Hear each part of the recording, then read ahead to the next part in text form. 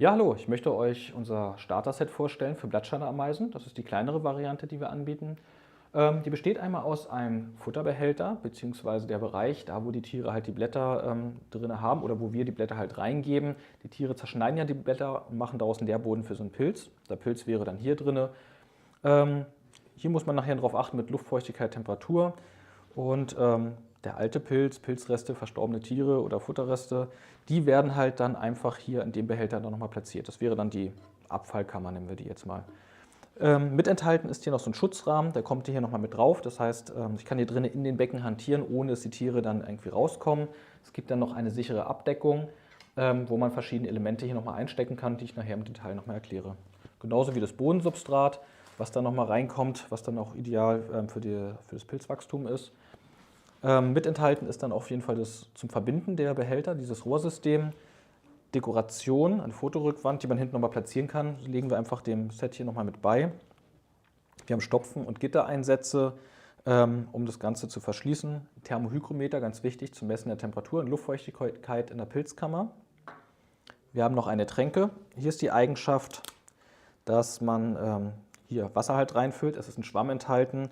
Die Tiere können hier nicht ertrinken durch diesen Schutz. Ja, und der Schwamm, der wird halt durch die Tiere so bearbeitet, so dass sie ideal dann sich die Wassermenge nehmen können. Durch den Schutzrand kann das Wasser auch nicht so leicht austreten. Ein Ausbruchsschutzöl ist noch enthalten, damit die Tiere halt auch nicht über diesen Rahmen entweichen können. Eine Pinzette zum Greifen von harten Objekten, zum Beispiel Blattreste oder Ästchen, die noch drin liegen. Eine Federstahlpinzette zum Greifen der Tiere, damit kann man die Tiere greifen, ohne sie zu verletzen. Eine Lupe ist noch enthalten und eine Sprühflasche zum Befeuchten der Pilzkammer. Das war das, was im Set enthalten ist, und jetzt würde ich das Ganze mal aufbauen.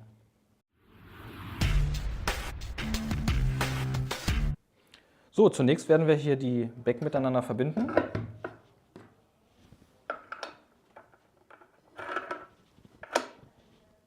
Stopfen drauf.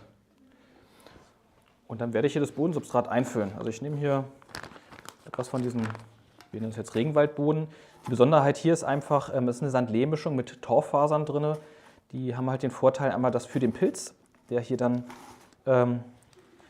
sein wird, es ist halt eine gute eine Grundlage, dass der einen festen Halt hat und gleichzeitig halt auch die Feuchtigkeit drin erhält. So, das verteilen wir hier. So, also dieser Bodengrund hier, das ist eine Sand-Lehm-Mischung mit Torfanteil, hat halt die Eigenschaft, dass es schön die Feuchtigkeit speichert. Die brauchen wir ja auch hier drin. Zum Transportieren der Feuchtigkeit füge ich hier dieses Granulat nochmal mit rein. Das wird hier einfach ein bisschen reingestreut. Das nehmen die Tiere nachher, um zum Beispiel aus der Tränke Wasser zu nehmen. Das heißt, sie tauchen dann diese Steine in die Tränke, transportieren dann diese feuchten Steine zum Pilz. Oder wenn es irgendwo zu feucht ist, sich zum Beispiel Kondenswasser bildet, dann nehmen sie auch diese Steinchen, bappen die daran, die saugen sich voll und dann werden die abtransportiert. Also dadurch können die Tiere wunderbar halt auch die Feuchtigkeit in den Becken regulieren. Jetzt stelle ich einfach die Tränke rein. Die sollte am besten auch hier in der Nähe von dem Pilz sein. Und später kann man das auch jetzt in der Futterkammer platzieren. Thermohygrometer zum Messen der Temperatur. Sollte auch in der Nähe des Pilzes sein, um natürlich da auch die besten Werte zu bekommen. Dann würde ich jetzt diesen Ausbruchsschutzrahmen befüllen. Die Spitze muss immer vorher abgeschnitten werden. Dann einfach das Ganze hier so mit abreiben oder einreiben. Ich nehme jetzt hier mal den Finger, aber es geht genauso gut mit einem Haushaltspapiertuch oder irgendwie einem kleinen Schwamm. Es geht einfach nur darum, dass die Tiere halt über diesen Rand nicht rüberkommen. Ich lege das Ganze hier oben auf. Habe dann hier diese Abdeckung, die dann nochmal verschlossen wird mit den beiden Stopfen, erstmal um diese hohe Luftfeuchtigkeit drin zu halten. Wenn man doch merkt, dass sich zu viel Kondenswasser oder so bildet, kann man optional natürlich hier nochmal einen Gittereinsatz machen. Aber der Gittereinsatz so vom Starter-Set her ist so konzipiert, dass wir jetzt hier an den Außenbecken das Lüftungsgitter haben und das andere jetzt erstmal verschließen. Das heißt, die Luftzirkulation findet hier so statt zwischen den Becken, sodass hier drinnen schön die hohe Luftfeuchtigkeit drin ist. Von der Temperatur halt 22 bis 25 Grad. Das wäre halt schon wichtig, dass man das hier drin hält. Luftfeuchtigkeit so 80 bis 90%. Wer es dann haben möchte, kann dann natürlich auch hier unsere Fotorückwände dann hinten nochmal platzieren. Das Ganze würde dann so aussehen. Jetzt fehlt nur noch die Kolonie. So, hier haben wir die Kolonie. Die möchte ich jetzt hier einsetzen. Jetzt nehme ich den Deckel hier ab. Besprühe den Bodengrund hier noch ein bisschen mit Feuchtigkeit. Und dann geht es ans Umsetzen.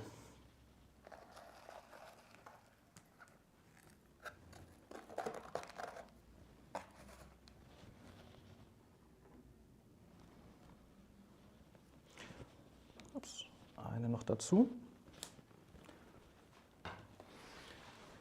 Wichtig wäre jetzt nochmal, nur dieser Behälter alleine reicht nicht aus. Also wir brauchen auf jeden Fall noch etwas zum Rüberstülpen, wo die Tiere dann drinnen so ein kleines Mikroklima haben. Dazu reicht es aus, dass er entweder die Dose nimmt, die mitgeliefert wird, ja, oder halt einen anderen Kunststoffbehältnis, der vorher aber hier nochmal so ein bisschen angeschnitten wird. Dann nehme ich einfach eine Schere,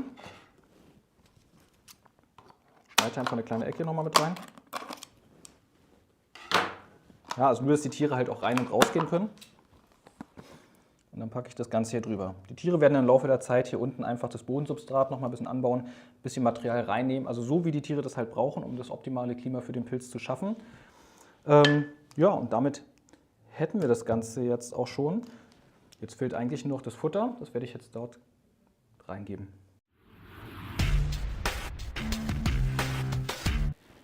So, beim Futter ist Folgendes zu beachten. Also ihr könnt wunderbar Brombeeren oder Himbeeren oder verschiedene Rosengewächse nehmen.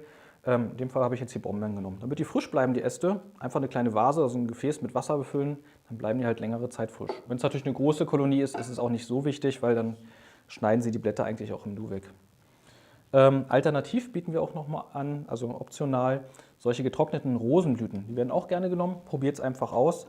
So haben die Tiere natürlich immer schön kontinuierlich eine Versorgung. Gerade im Winter, wenn man doch mal mancher nicht rauskommt, wäre das auch noch eine gute Alternative.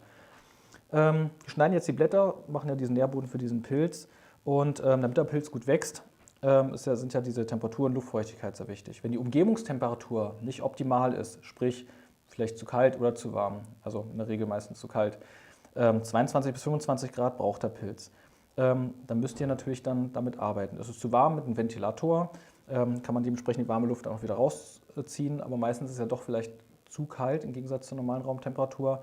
Also müsste man hier mit Wärme arbeiten. Die kriege ich entweder über so ein Spottlicht, was ich hier über diesem Becken platziere, oder in dieses Becken hier mit einsetze. Wir haben auch so fertige Einsätze optional. Ich kann auch eine Heizmatte nehmen, die würde dann hier hinten platziert werden. Auf keinen Fall unten, also auf keinen Fall von unten das Ganze erwärmen, weil das den Boden austrocknet und dementsprechend dem Pilz schadet, beziehungsweise der Pilz dadurch auch eingehen kann. Ansonsten gibt es noch Möglichkeiten, mit einem Nebelsystem zu arbeiten. Das ist dann so ein feiner Nebel, der halt dann vielleicht in gewissen Abständen dann hier reinkommt. Man kann es automatisieren über solche Thermocontrol oder Humidity Control, also Temperaturregler und Feuchtigkeitsregler. Das wäre natürlich dann auch noch möglich. An sich wäre das jetzt dieses Starter-Set soweit fertig. Das reicht ungefähr so 1 bis 1,5 Jahre, würde ich jetzt mal so schätzen, für diese Kolonie, die ich jetzt hier eingesetzt habe. Und da muss man das Ganze erweitern. Es gibt mehrere Möglichkeiten, das heißt, die Behälter haben immer noch so Anschlussmöglichkeiten, um weitere Behälter anzuschließen. Im gesamten Platz sollte man schon mindestens so vielleicht 3 mal 3 Meter irgendwie rechnen, was man zur Verfügung stellt später. Und diese Rohrsysteme sollten vielleicht alle 5 bis 10 Meter dann nochmal ein Belüftungselement haben oder halt ein Becken. Beim Pilz ist noch zu beachten, der Pilz sollte niemals im Wasser stehen, also dass er dann von unten Feuchtigkeit hat, und es sollte auch kein Wasser auf den Pilz rauftropfen. Das wäre vielleicht noch zu beachten. Ja, hallo, mittlerweile steht die Kolonie hier schon einige Tage und die Tiere waren auch sehr fleißig. Sie haben die Brombeerblätter geschnitten und auch die Rosenblüten eingetragen. Und man sieht hier so ganz gut, dass der Pilz auch schön gewachsen ist. Das Bodensubstrat wurde ein bisschen beiseite geschoben, hatte einfach den Grund, das Ganze war ein bisschen zu feucht, dann wird das Ganze halt ein bisschen weggeschafft. Sollte das Ganze ein bisschen trockener sein, würden Sie das Ganze halt wieder anbauen. Das heißt, die Tiere regulieren selber die Feuchtigkeit und da muss man sich eigentlich keine Gedanken machen. Deswegen ist es halt wichtig, auf jeden Fall diese Kunststoffhaube hier drüber zu stülpen.